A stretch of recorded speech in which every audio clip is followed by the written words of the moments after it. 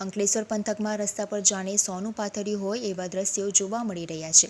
તાજેતરમાં વરસેલા કમોસમી વરસાદમાં ડાંગરનો પાક પલળી જતા ખેડૂતોએ મુખ્ય માર્ગ ઉપર પાકને સૂકવવાની નોબત આવી છે। અંકલેશ્વર હાસોટ પંથકમાં તાજેતરમાં નિર્માણ થયેલ મિની વાવાઝોડા અને કમોસમી વરસાદની પરિસ્થિતિના પગલે ખેતીના પાકને વ્યાપક નુકસાન પહોંચ્યું છે। ખેડૂતોને મહેનત કરીને પકવેલા પાક તેમના માટે સોના સ્વરૂપ છે, પરંતુ જ્યારે પાક લણવાનો વારો આવ્યો તો કમોસમી વરસાદે મહેનત ઉપર પાણી ફેરવી દીધું છે। કમોસમી વરસાદને લઈને ડાંગર પકવતા ખેડૂતો મુશ્કેલીમાં મુકાયા છે।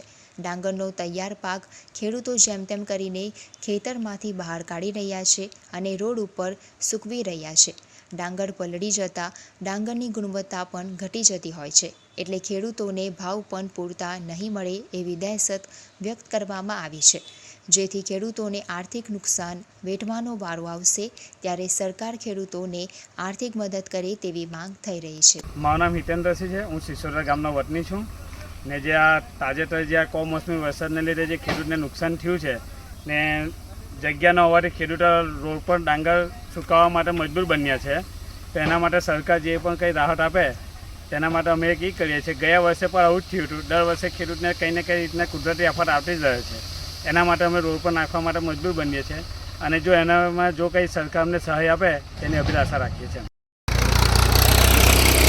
બોલ ગામ સિસોદરા, રહેવાસી પ્રકાશી ધીરજસિંહ વસી, ખેડૂત। ગયા સાલ જે ચોમાસામાં જે નુકસાન થયું હતું એ જ પ્રમાણે અત્યારે ઉનાળામાં એ જ પરિસ્થિતિ છે અમારી।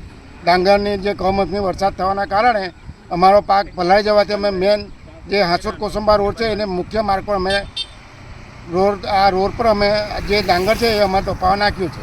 એના માટે સરકારને જો યોગ્ય લાગે એ સહાય કરવા અમારી વિનંતી।